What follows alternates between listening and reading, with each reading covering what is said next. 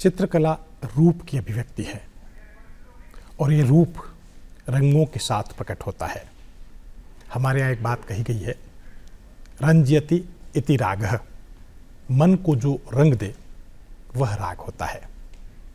और ये बात केवल संगीत पर ही लागू नहीं होती है, ये बात चित्रकला पर भी लागू होती है। हम किसी चित्र को देखते हैं और देखते देखते कई बार इतना मुग्ध हो जाते हैं कि पूरा मन उससे भीग जाता है, पूरा मन रंग जाता है उस चित्र से।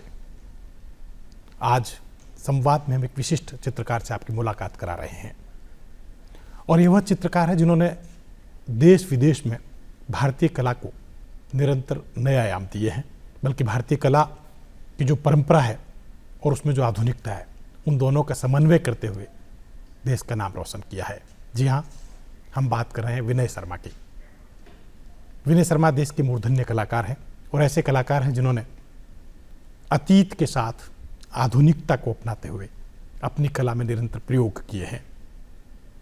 भारत सहित 15-20 देशों में निरंतर उनकी कला प्रदर्शनियाँ आयोजित होती रही है।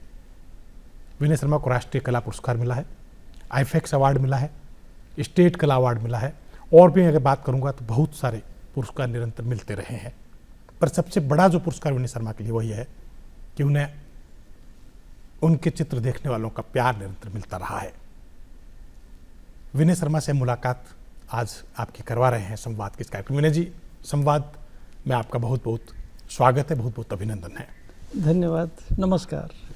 और आपसे बात करें तो मुझे एक बात और नज़र आती है कि आपने निरंतर जो है कला आयोजन धर्मिता को भी अपनाते हुए नए कलाकारों को भी अवसर दिए हैं बराबर। मैं बात करना चाहूँगा कि आपके जो चित्र जो हैं उनमें निरंतर अतीत ध्वनित होता रहा है। कहाँ से शुरू हुई कला की आपकी यात्रा, थोड़ा सा जानना चाहेंगे। मेरा बचपन गाँव में बीता और वहाँ का परिदृश्य इस तरह का था जहाँ नित्य नए ऐसे आयोजन होते थे, तो वो कहीं न कहीं बाल मन में भरता गया और मैं मेरे चित्रों में अतीत वहीं से कहीं न कहीं ध्वनित होता गया, आता गया और उसको मैंने एक मेरा मुख्य आधार चित्रकला की ओर क्यों मुड़े आप? क्योंकि आपका जो परिवार जो रहा है वो ज्योतिष से जुड़ा रहा है। मेरा बचपन ननिहाल में बीता जी। नाना जी ज्योतिषी थे जी। जन्मपत्रियाँ बनाया करते थे।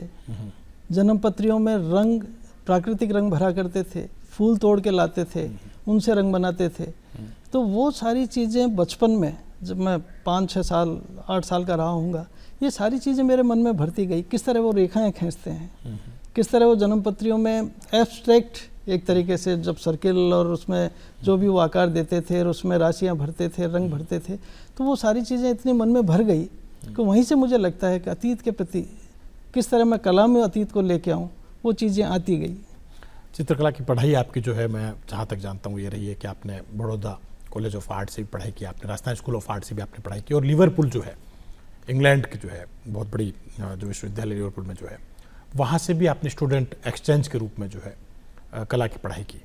तो इस पढ़ाई के बाद में आपको कैसे लगा कि मैं एब्स्ट्रैक्ट आर्ट करूँ, क्योंकि शुरू से ही आपका एब्स्ट्रैक्ट रहा है? असलियत में एब्स्ट्रैक्ट का मेरा मायना शुरू से ही कुछ अलग रहा। पहले तो मेरे यही समझ में नहीं आता कि एब्स्ट्रैक्ट होता है क्या है, क्या क्यों बोलते हैं उसको, क्योंकि तमाम चीज़ें प्रकृति ने जो बनाई है, चाहे उसके टुकड़े किए हों, चाहे उसे मूर्त रूप में रखा हो, वो कहीं न कहीं एब्स्ट्रैक्ट ही हैं। एक पहाड़ को जब आप खंडित करते हो, एक मकान जब आप बनाते हो, पत्थरों को जोड़कर मकान बनाते हो, फिर मकान जब खंडर होता है, टूटता है, तो वो सारे टुकड़े उससे निकलते हैं। तो मेरा मानना ये है कि अमूर्त या मूर्त, हर चीज़ में मूर्तता होती है, हर चीज़ मूर्त होती है और उस मूर्त को आप अपने एहसासों में कैसे बांधते हो।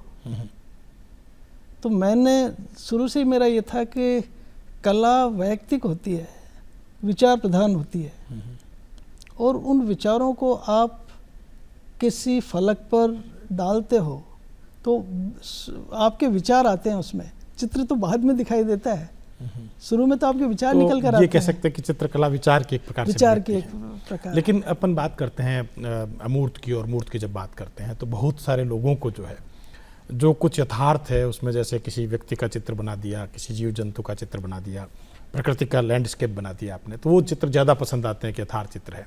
लेकिन उसके बरक्स जो है, अमूर्त जो है, कहते हैं समझ में नहीं आता है। तो इस पर आप क्या कहेंगे? ये बहुत बड़ी समस्या है और उसमें मैं मानता हूँ कि कला शिक्षा का एक अभाव, आर्ट एप्रिसिएशन जो कोर्स होने चाहिए उनका अभाव, क्योंकि हमें वो चीज़ें पसंद आती हैं जिनको हम देखते आए हैं, जो हमारी नज़रों में बसी हुई हैं। एक रास्ता हो गया। हाँ, और उनके अतिरिक्त जब कोई चीज़ हमारे सामने आती है तो हम हड़बड़ा जाते हैं, वैसे ही जैसे जिस भाषा का हमें ज्ञान नहीं हो, उसी तरह है ये भी। मेरा मानना ये है कि आप सूक्ष्म रूप से अगर प्रकृति को देखें या किसी के व्यक्तित्व को देखें तो आपको कला समझना बहुत आसान हो जाएगा। और रविंद्रनाथ टैगोर ने, आप देखिए, जब 67 की एज थी उनकी, तब उन्होंने चित्रकला के अंतर्गत चित्र बनाने शुरू किए थे। और बड़ा, आप सोचिए कि बड़ा ऐसा मुकाम रहा है रविंद्रनाथ टैगोर का कि उनको गीतांजलि पे नोबेल पुरस्कार मिल चुका था। उनका रविंद्र संगीत घर घर में गुंजरित होता था, नृत्य नाटिकाएं खूब पसंद की जाती थी। इन सब व्यक्तित्वों के बाद में वह 67 की जब एज थी तो चित्रकला की ओर लौटे। वो आपको क्या लगता है, चित्रकला इतनी महत्वपूर्ण है कि बाकी सारी कलाओं को छोड़कर उसकी तरफ मुड़ा जाए? बिल्कुल बिल्कुल। मैं तो कई बार मैं कहता भी हूँ कि जब आदमी शब्दों से अपने आप को पूर्ण भर लेता है और उन शब्दों को रेखाओं में समेटना चाहता है, पूरा उपन्यास एक रेखा में बनाना चाहता है, तो उसे चित्रों की ओर लौटना पड़ेगा।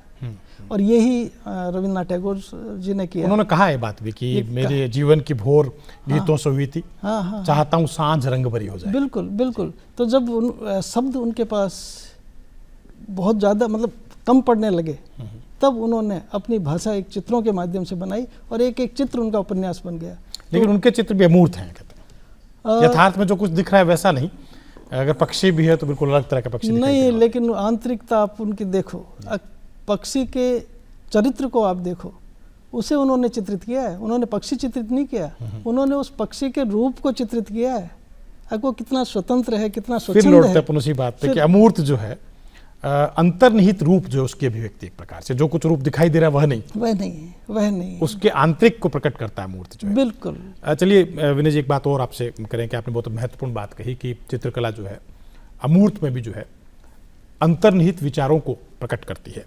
आपकी कला के बारे में खास तौर से बात करें तो वहाँ पर मैंने जो चित्र आपके देखे हैं, बल्कि शुरुआत आपने प्रिंट मेकिंग से आपकी हुई, सेरियोग्राफी भी आपने की, और उसके बाद में एक दौर वह भी आता है आपके चित्रकला का, बड़ा महत्वपूर्ण दौर जिसको अपन कह सकते हैं, कि जहाँ पर आपने पुरानी बहियाँ जो है, पोस्ट कार्ड है, जन्म पत्रियाँ हैं, ये जो अतीत से जुड़ी हुई चीज़ें, उनको आपने मूल टेक्सचर में जो है समाहित करते हुए कलाकृतियाँ सिरजी और उसमें रंग रूपों का एक अलग से संसार खड़ा किया आपने। तो ये जो अतीत आपके कला में ध्वनित होता है बार बार, ये युक्ति कैसे ढूंढी आपने कि इस तरह से अतीत को रूपायित किया जाए? क्योंकि बहुत कम चित्रकला में ऐसा हुआ है कि टेक्सचर के रूप में जो है आपने अतीत की चीज़ों को इस्तेमाल किया है। इसकी कोई कहानी है तो आप थोड़ा सा बताइए। मैं फिर मेरे गांव में जाता हूँ जी। लालसोट मेरा गांव, करीब 600 साल पुराना मेरा घर। आत्मानंद सरस्वती बहुत बड़े उस समय के संत रहे, वो मेरे परदादा, उनका एक संदूक मेरे घर में रखा हुआ सुरक्षित रहा। उसको जब मैंने खोला और उसमें जो चीज़ें मैंने देखी, मैं हतप्रभ रह गया। मैं उस अतीत की ओर गया जिसमें वो लय थी, वो रिदम थी। मैंने कोशिश की कि मैं उस लय को पकड़ूं और उस लय के साथ मैं उस लय को अपने चित्रों में भी लेके आऊं और फिर समाज को कुछ बताऊं कि हमारा सुनहरा अतीत कितना बढ़िया था। जिस लय को हम छोड़ते जा रहे हैं, उस लय को क्यों नहीं वापस हम लेके आ रहे हैं? तो उसमें इस तरह का आपको कैसे लगा कि हम मूल कागज़ में ही जो है उसको ट्रांसफॉर्म करके, रूपांतरित करके जो चित्र बनाए जाए? बिल्कुल सही कहा आपने कि जब हम अपनी मूल प्रकृति को भूलते हैं, हमारे मूल स्वभाव को भूलते हैं और हम जब भटकने लगते हैं तो निश्चित रूप से फिर हमें उस कला की ओर जाना होता है, उस लय की ओर जाना होता है। और मैंने ये देखा कि हमारा अध्यात्म, हमारा चिंतन उन कागज़ों में रचा बसा है। उन कागज़ों में इतना समृद्ध हमारी लय बसी हुई है। तो उस लय को मैंने टेक्सचर, ओरिजिनल मूल कैलीग्राफी में अपने चित्रों में ली और फिर और निश्चित रूप से मैं तो उनका आशीर्वाद कहूँगा कि जब उनकी रेखाएं मेरे चित्रों में आई तो उन्होंने मेरी कला को जैसे पंख लगाए हों। ऐसा कोई अनुभव आपका, किस तरह का कोई चित्र आपने शुरुआत में बनाया, लोगों ने कहा कि ये कहाँ से, किस तरह से आत्मानंद बन गया? जी सरस्वती के पोस्ट कार्ड जी 1890 से और 1917 के बीच के, वो मेरे संग्रह में है। चित्र भी बनाया करते थे आत्मानंद जी, उनके चित्र भी थे। मैंने उनके कुछ शब्द लिए और उन शब्दों को अपने लिपियां चित्रों भी में, आपके चित्रों में खास तौर से हाँ, तो झलकती। उनके ओरिजिनल जिस तरह की उनकी वो थी वो मैंने अपने चित्रों में लिए। तो मुझे ऐसा लगा जैसे उनका आशीर्वाद आत्मानंद जी मेरे चित्रों में साक्षात आ गए हों और चित्र मेरा पूर्ण होने लगा।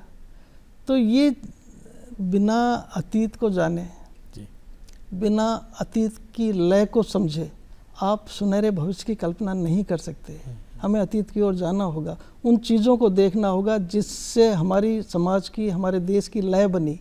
तो उस लय को पकड़ने के लिए अतीत में तो जाना ही पड़ेगा और उसी लय को मैंने मेरे अपने चित्रों में समेटा। जी, तो ये भी एक मुकाम है आपकी यात्रा का। कि मुझे लगता है कि आप जब बात कर रहे थे तो मुझे खास तौर से ख्याल बार बार जहन में कौन रहा था कि कलाएं जो है ध्यान का ज्ञान एक प्रकार से जो है, बिल्कुल, और आपके चित्रों में खास तौर से ध्यान का ज्ञान परिलक्षित भी होता है, रूप और रंगों में समाहित जो है। जब अतीत की बात करते हैं तो खास तौर से अतीत राग स्टूडियो की बात आपके सामने आती है कि देश का पहला ऐसा स्टूडियो आपने तैयार किया, बल्कि ऐसी पुरानी वस्तुएं जिन्हें हम बिसरा चुके हैं, बहुत से स्तरों पर उन चीज़ों को भूल चुके हैं जो हम इस्तेमाल करते रहे हैं, जैसे पुराने टेलीफोन, पुराने रेडियो। एक रेडियो का दौर था जिस समय जो है, जिसमें लाइसेंस मिला करता था रेडियो के लिए जो है, और बहुत सारे जो कैमरे पुराने जो हैं, पुराने अतीत से जुड़े झाड़ फानुस जो हैं, पुराने संगीत से जुड़ी बहुत सारी वस्तुएं जो है, इनका बहुत बड़ा संग्रह आपने अपने स्टूडियो में अतीत राग में किया है। तो इसकी कहानी थोड़ी सी जानना चाहेंगे कि कैसे आपका मन हुआ कि हम कैनवस पे चित्र बनाते बनाते जो है इस तरह के अतीत की चीज़ों को एकत्र करते जाएंगे। सही कहा आपने, फिर वापस बचपन की ओर जाना पड़ता है। जिन बर्तनों में हम खाना खाते थे नक्काशी हुआ करती थी, गिलास में सुनहरी एचिंग हुआ करती थी। किसी वस्तु में जब कलात्मकता का भी पुट हो जी और आप उसको यूज में ले रहे हो तो उसका स्वाद डबल हो जाता है। जी जी, मेरे साथ भी कुछ ऐसा ही हुआ। सन 75-76 की बात है, खलियानों में सोते थे। जब दूर दराज रेडियो की आवाज़ आती थी, उसकी तरंगें आती थी, तो ऐसा लगता था कि ये क्या चीज़ है, समझ में नहीं आता था कि ये कोई मशीन है या क्या है। उस ओर ध्यान जाता था। जब थोड़ी समझ डेवलप हुई, वो उपकरण देखा हमने, बहुत कम लोगों के पास होता था, समृद्ध लोगों के पास ही होता था या चौराहे पे लगा होता था। तब मुझे आया कि एक ऐसी चीज़ जो 100 आदमियों को एक साथ जोड़ रही है, तो निश्चित रूप से इसमें, और फिर उसका रूप देखा तो एक स्कल्पचर जो 100 आदमियों को इकट्ठा करता है। मुझे वो ऑब्जेक्ट, कोई उपकरण नहीं नज़र आया, वो मुझे एक कलाकृति नज़र आई और इसीलिए पुरानी चीज़ों में मेरा ध्यान जाता गया और मैं उन चीज़ों को इकट्ठा करता गया।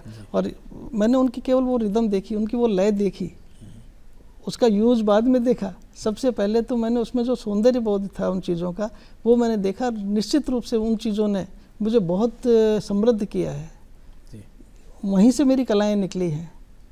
तो मैं तो ये कहता हूँ कि मेरा जो स्टूडियो अतीत राग है, उस अतीत राग ने मुझे कलाकार बनने में बहुत बड़ी भूमिका निभाई है जी।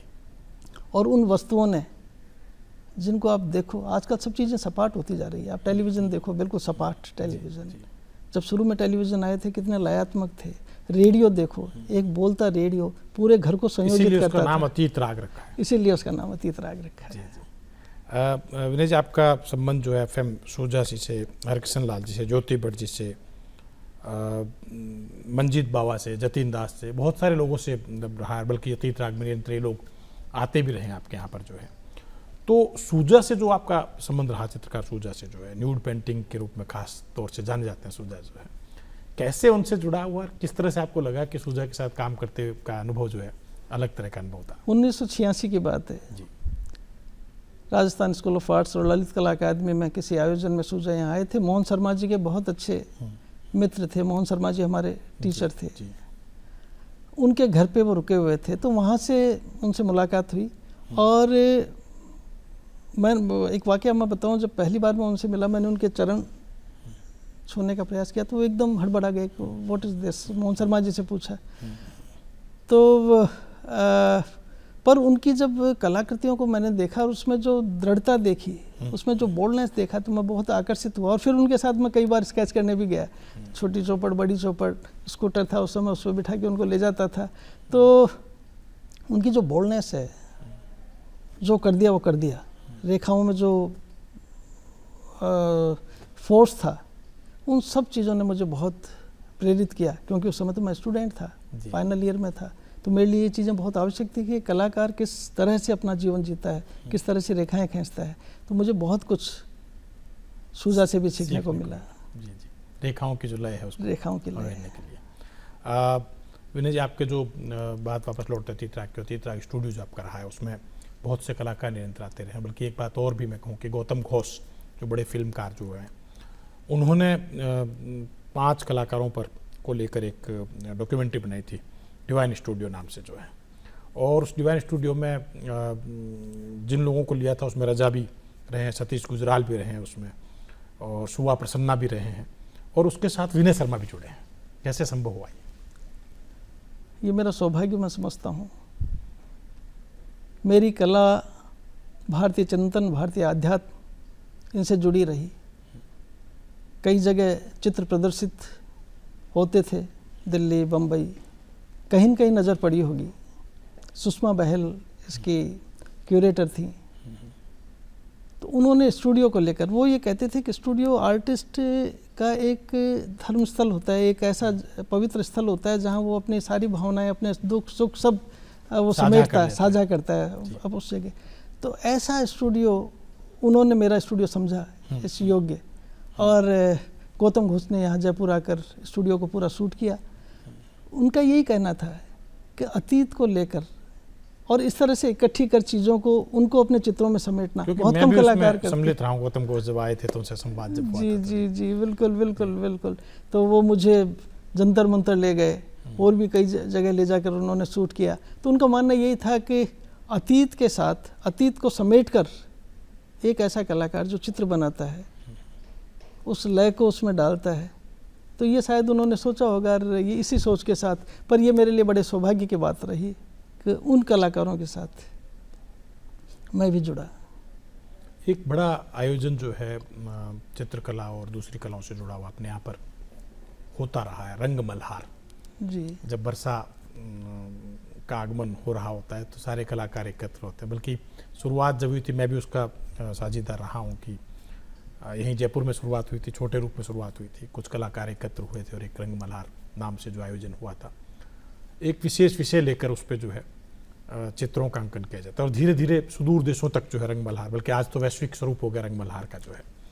मैं रंग मल्हार की बात इसलिए कर रहा हूँ कि आप ललित कला अकादमी के प्रदर्शनी अधिकारी के रूप में निरंतर काम करते रहे हैं, और उसके बाद में जो है बहुत सारे आयोजनों में भी निरंतर आपकी भूमिका रहती है, कला आयोजनों में खासतौर से। जयपुर आर्ट जब शुरुआत हुई थी जो है, तब भी उसकी शुरुआत में आपका भूमिका रही थी, और निरंतर देखते हैं कि बहुत सारे और जो विचारपरक आयोजन उसमें भी भूमिका रहती है। कैसे संभव हो पाता है कलाकार के लिए कि वो अपनी कला को बचाए रखे, कैनवस को भी बचाए रखे, रंग रेखाओं को बचाए रखे, और उसके साथ में इस तरह के आयोजन भी करता रहे? इनकी क्या प्रासंगिकता है समाज में? हर व्यक्ति का एक कर्तव्य होता है समाज के लिए, और एक कलाकार होने के नाते सबसे पहले जिम्मेदारी मेरी समाज की होती है कि आप समाज को कैसे प्रसन्न चित्त रखें, समाज को कैसे उत्साहित करें। और उत्साह करने में चित्रकला, संगीत, ये सब अहम भूमिका निभाते हैं। तो शुरू से ही, मैं अभी से नहीं, बचपन में भी जब गांव में सांझी होती थी तो मैं जगह जगह जाकर सांझी सजाने का काम करता था। ये बचपन की बात है। जब रंग मल्हार 2010 में शुरू हुआ, डॉक्टर विद्यासागर उपाध्याय जी कल्पना, मेरे स्टूडियो से इसकी शुरुआत हुई, लाल बहादुर नगर से। तो समाज के लिए कला के माध्यम से आप ऐसे आयाम स्थापित करो कि लोगों में एक जुड़ाव पैदा हो कला के प्रति। रंग मल्हार उसी प्रक्रिया की एक शुरुआत थी जी, जिसमें लोगों को कला के प्रति और एक उद्देश्य के साथ, हालांकि ये सब कुछ केवल एक कहने की बातें हैं कि आप रंगों से बरसात को लिया होगे या गाकर बरसात को लिया होगे, ये सब चीज़ें, लेकिन एक भावनात्मक आप संदेश देते हो समाज को। लोग प्रेरित होते हैं, प्रेरणा लेते हैं, और निश्चित रूप से 2-4% लोगों के ऊपर तो असर होता ही होगा। तो इसी उद्देश्य से इस आयोजन को हमने शुरू किया था। आपकी कला के बारे में फिर से लौटे, अपन बात करें कला के बारे में कि आपकी कला कैनवस पे रंग और रेखाओं की अभिव्यक्ति नहीं है, बल्कि उसके साथ साथ आपकी कला में मैंने देखा कि कावड़ को भी आपने जो है एक प्रकार से जो है प्रदर्शित किया। एक बार ऐसा भी हुआ है, एक बार ऐसा भी हुआ जब आपने जो सिलाई मशीन ने जो है उनको एकत्र करके उनका इंस्टॉलेशन किया था आपने, और एक बार ऐसा भी हुआ जब बहुत सारी जो पुरानी चीज़ें हैं उनको एकत्र करके उनका एक इंस्टॉलेशन आपने किया। कलाओं का जो दौर है उसमें लोक कला से भी आपका जुड़ाव रहा, प्रिंट मेकिंग से आपका जुड़ाव रहा, कैनवस से सीधा सरोकार अभी भी आपका है। इंस्टॉलेशन का जो दौर अभी चल रहा है, लेकिन आपका मुझे जो जहाँ तक याद है कि बहुत पहले आपने शुरुआत जब हुई थी तब इंस्टॉलेशन किया था। थोड़ा उसके बारे में जानकारी दें कि ये जो इंस्टॉलेशन आर्ट है क्या है, पहली बात तो ये बताएं, और इंस्टॉलेशन के प्रति आपका झुकाव कैसे रहा शुरुआत से जो है। इंस्टॉलेशन, संस्थापन, जी, बेसिकली ये समाज से जुड़ी हुई चीज़ें हैं, ये कोई अलग चीज़ नहीं है। संस्थापन, आप कोई भी चीज़ करते करते संस्थापित जब किसी चीज़ को करते हैं तो वो एक स्थापित चीज़ को करते हैं। पान की दुकान भी एक संस्थापन है, ऊँट गाड़ी खड़ी हुई बैठी हुई सब ये संस्थापन है। मेरे संस्थापन में मैंने ये प्रयास किया कि उस संस्थापन के माध्यम से मैं कोई ऐसा संदेश दूं जिससे लोगों में, क्योंकि ये ऐसा जुड़ाव का केंद्र होता है संस्थापन जो सीधे आदमी को जोड़ता है। भाई आपको जैसे पेपरमैन भी कहा जाता है कि पेपरमैन के रूप में विनय शर्मा की बिल्कुल। अब वही संस्थापन की मैं बात करता हूँ कि मैंने जर्मनी में एक संस्थापन किया, सिलाई की मशीन, पेपरमैन बैठा हुआ है और मैं भी पेपरमैन बन के वहाँ खड़ा हूँ, और वो दो संस्कृतियों को, भारत और जर्मनी की संस्कृति को सिल रही है वो मशीन। तो मैंने हमेशा संस्थापन ऐसा किया जिसमें कोई भी दो चीज़ें जुड़े, न कि तोड़े।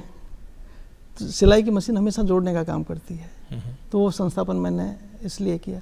रेडियो का मैं संस्थापन करता हूँ कि एक माधुर्य, एक संगीत, एक रोचकता के माध्यम से मैं कोई संदेश समाज को दूँ, इसलिए मैंने रेडियो को इकट्ठा किया।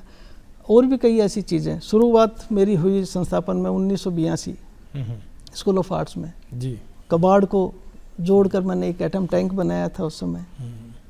और उससे भी पहले कहीं बचपन में जब सांझी घर घर में हुआ करती थी, सांझी पूजते थे, तो आप उसको कहीं संयोजित करते थे एक जगह पर, चबूतरों पर, तो वहाँ मैं वो ये काम किया करता था। बिल्कुल बच्चा, छोटा था मैं। लेकिन कहा जाता है कि संस्थापन यूरोप से आया आपने। नहीं, मैं इसमें कभी भी मैं सहमत नहीं हूँ, क्योंकि भारतीय परंपराएं तो संस्थापन से जुड़ी रही है। हमारे यहाँ पे दुर्गा विसर्जन होता है, सभी सारी हमारे यहाँ पे गणेश विसर्जन होता है कि 9 दिन तक दुर्गा का श्रृंगार करते हैं, बिल्कुल भक्ति भाव से भर जाते हैं, और एक समय वो आता है जब दुर्गा का विसर्जन करते हैं, क्योंकि हमारे यहाँ पे परंपरा रही है मैं तो ये विसर्जन के साथ विसर्जन। मैं तो ये कहता हूँ कि विदेशों ने भारतीय संस्कृति से उधार लिया है चीज़ें और अपनी संस्कृति को समृद्ध करने में लगे हुए हैं जी।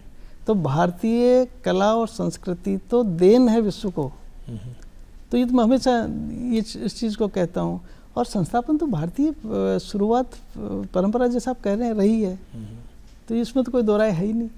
अच्छा, एक बात और, आपकी जब कला यात्रा को देखते हैं पूरे विहंगम रूप से, तो बात खास तौर से आती है कि दोहा एशियाई गेम्स जो हुए थे, तो उसमें भी जो एक एशियन कंटेम्प्रेरी आर्ट एग्जीबिशन जो हुई थी उसमें आपकी कला प्रदर्शित हुई, तो उसके बारे में थोड़ी सी जानकारी दें कि खेलों के साथ कला का संगम कैसे हुआ। ये मेरे लिए बहुत सौभाग्य की बात रही थी, और मैं उन सौभाग्यशाली कलाकारों में अपने आप को कलाकार इसीलिए सौभाग्यशाली मानता हूँ कि वहाँ दोहा एशियाई खेलों में VVIP की तरह मुझे वहाँ आमंत्रित किया गया। और खेल कब की बात है? ये 2006 दोहा एशियन गेम्स जब हुए थे, और खलीफा स्टेडियम में उन्होंने एक कला इनके सारे जितने भी खिलाड़ी थे उनके लिए वो एग्जीबिशन उन्होंने लगाई थी, सारे खिलाड़ी उस एग्जीबिशन को देख सकें।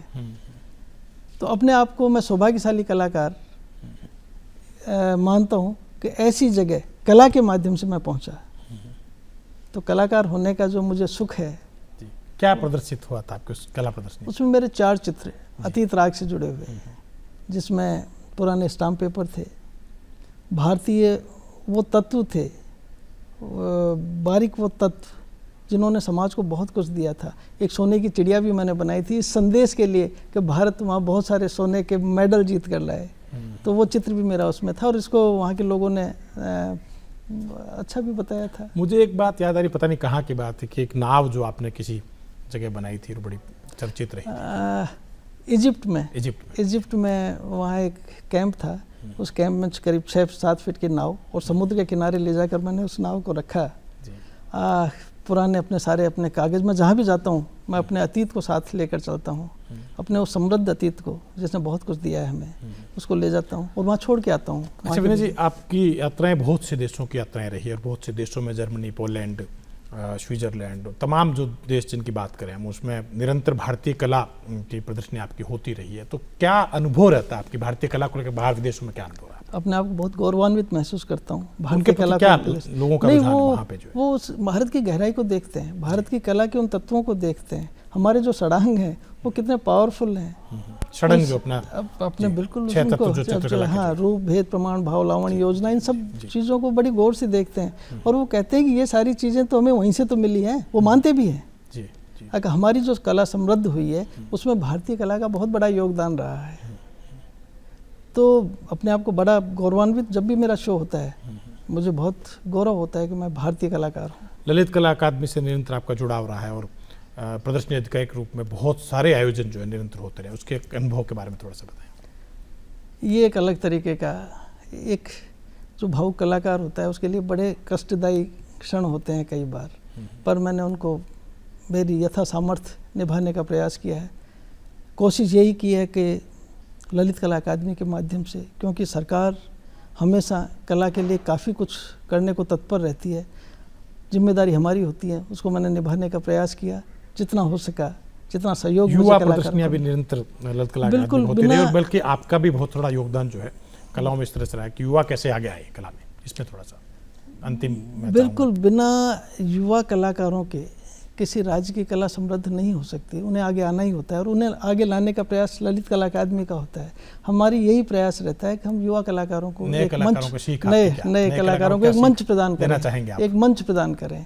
और मैं उनसे यही कहना चाहूँगा कि जल्दी की चाह में कोई ऐसा कदम नहीं उठाए कि हमें नुकसान उठाना पड़े। धीरे धीरे काम करें, आगे बढ़ें, निश्चित रूप से आपको सफलता मिलेगी। बहुत महत्वपूर्ण बात विनय शर्मा जी ने कही कि धीरे धीरे आगे बढ़ें और धैर्य के साथ कलाओं की साधना करें तो ध्यान के इस ज्ञान को हम सफलीभूत कर सकेंगे। चरैवेति हमारे यहाँ कहा गया है कि चलते रहें, यही जीवन का मंत्र है। विनय जी, आप हमारे स्टूडियो में संवाद के इस कार्यक्रम में आए, आपका बहुत बहुत आभार। नमस्कार, धन्यवाद।